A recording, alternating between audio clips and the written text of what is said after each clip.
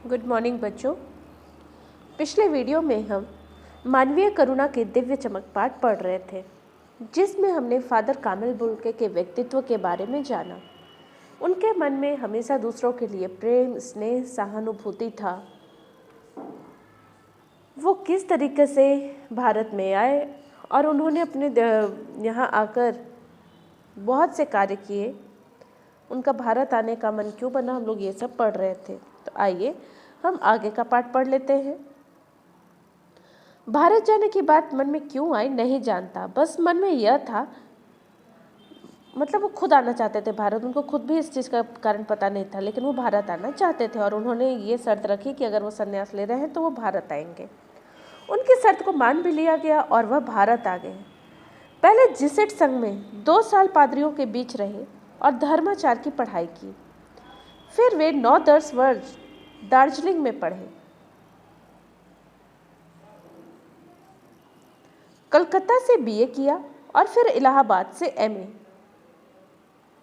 उन दिनों धीरेन्द्र वर्मा हिंदी विभाग के अध्यक्ष थे। शोध प्रबंध प्रयाग विश्वविद्यालय के हिंदी विभाग में रहकर 1950 में पूरा किया। राम कथा उत्पत्ति और विकास परिमल में उसके अध्याय पढ़े गए थे।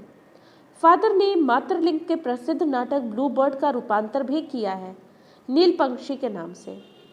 बाद में वह सेंट जेवियर्स कॉलेज रांची में हिंदी तथा संस्कृत विभाग के विभागाध्यक्ष भी बने और यही उन्होंने अपना प्रसिद्ध अंग्रेजी हिंदी कोश भी तैयार किया और साथ में बाइबल का अनुवाद भी किया।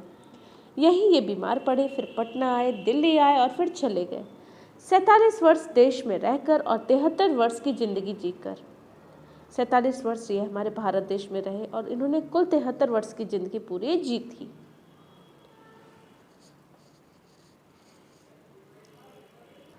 फादर बुल्के संकल्प से सन्यासी थे। कभी कभी लगता है वह मन से सन्यासी नहीं थे।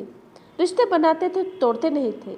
10 साल बाद मिलने के बाद भी उसकी गंध महसूस होती थी।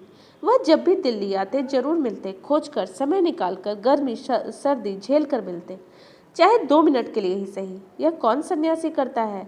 उनकी हिंदी को राष्ट्रभाषा के रूप में देखने की इच्छा थी। हर मंच से इसकी तकलीफ वो बयान करते थे। उसके लिए अकाट्य तर्क देते कि क्यों हिंदी को राष्ट्रभाषा होनी चाहिए। बस इसी एक सवाल पर उन्हें झुंझलाते, मतलब परेशान होते हुए देखा गया कि हिंदी द्वारा ही हिंदी की उपेक्षा पर दुख, मतलब हिंदी भाषी लोग जो थे वही हिंदी की उपेक्षा करते थे और इसी बात पर वो बहुत परेशान हुआ करते थे। घर परिवार के बारे में, निजी तकलीफ के बारे में पूछना उनका स्वभाव था और बड़े से बड़े दुख में उनके मुख से प्रेम भरी जादू के शब्द सुनना एक जैसे रोशनी से भर देता था। देखो, बड़े से बड़े दुख में भी उनके मुख से जो सांत्वना के जादू भरे शब्द सुनना लोगों को रोशनी से भर देता था। मतलब इतने प्यार से वो लोगों को समझाते थे, सांत्वना देते थे कि लोगों को हिम्मत बन जाती थी, जो किसी गहरी तपस्या से ही जन्मती है। हर मौत दिखाती है जीवन को नई राह। मुझे अपनी पत्नी और पुत्र की मृत्यु आज भी याद आ रही है और फादर के शब्दों से झड़ती विरल शांति भी। लेखक को पहले का समय याद आ जाता है जब उनकी पत्नी और पुत्र की मृत्यु हुई थी और फादर जो थे उनको सांत्वना देने पहुंचे थे। आज वह नहीं है, दिल्ली में बीमार रहे और पता नहीं चला। बाहें खोलकर इस बार उन्हें मैंने गले नहीं लगाया। जब देखा तब वे बाहें दोनों हाथों की सूजी उंगलियों को उलझाए उनके मृत जिस्म पर पड़ी थी, मतलब शरीर पर पड़ी थी। जो शांति बरसती थी वह चेहरे पर स्थिर थी, मतलब स्थिर थी। तरलता जम गई थी। वह 18 अगस्त 1982 की सुबह 10 बजे का समय था। दिल्ली में कश्मीरी गेट के इल्सन कब्रगाह में उनका ताबूत एक छोटी सी नीली गाड़ी से उतारा गया। कुछ पादरी आए। 18 अगस्त 1982 की सुबह 10 बजे का समय था। दिल्ली में कश्मीरी गेट के निकलसन कब्रगाह में उनका ताबूत एक छोटी सी नीली गाड़ी में से उतारा गया। कुछ पादरी, रघुवंश जी के बेटे, उनके परिजन मतलब परिवार वाले, राजेश्वर सिंह उसे उतार रहे थे। फिर उसे उठाकर एक लंबी संकरी मतलब पतली उदास पेड़ों की घनी छांव वाली सड़क से कब्रगाह के आखिरी छोर तक ले जाया गया, जहां धरती की गोद में सुलाने के लिए कब्र अवाक मुंह खोले लेटी थी। ऊपर करील के पेड़ की घनी छाह थी और चारों ओर कब्रें और तेज धूप के वृत्त। वृत्त मतलब होता है सर्कल, गोला। जैनेन्द्र कुमार, विजेंद्र स्नातक, अजीत कुमार, डॉक्टर निर्मला जैन और मसीही समुदाय के लोग, पादरीगण, उनके बीच में गहरे क्वेश्चन पहने इलाहाबाद के प्रसिद्ध विज्ञान शिक्षक डॉक्टर सत्यप्रकाश और डॉक्टर रघुवंश भी, जो अकेले उस संकरी सड़क की ठंडी उदासी में बहुत पहले से खामोश दुख की किन्हीं अपरिचित आहटों से दबे हुए थे, सिमट आए थे कब्र के चारों तरफ। लोग बहुत ही गमगीन अवस्था में, बहुत ही दुखी अवस्था में लोग उनके कब्र के चारों तरफ खड़े थे। फादर की देह पहले कब्र के ऊपर लिटा दी गई। मसीही विधि से उनका अंतिम संस्कार हुआ, रांची के फादर पास्कल तोयना के द्वारा। उन्होंने हिंदी में मसीही विधि से प्रार्थना भी की।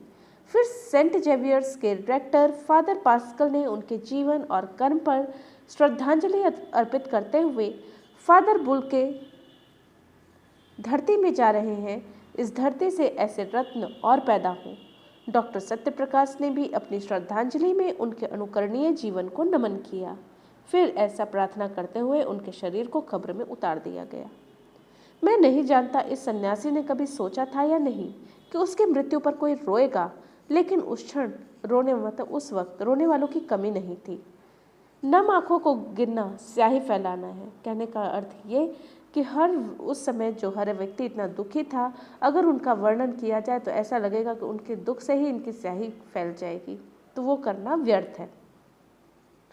इस तरह हमारे बीच से वह चला गया, और जो हम में सबसे अधिक छायादार, फल फूल गंध से भरा और सबसे अलग सबका होकर सबसे ऊंचाई पर मानवीय करुणा की दिव्य चमक में लहलहाता खड़ा था, जिसकी स्मृति मतलब याद हम सबके मन में जो उनके निकट थे, किसी यज्ञ की पवित्र आग की आंच की तरह आजीवन बने रहेंगे। मतलब हम उनकी याद को हमेशा महसूस कर सकते हैं।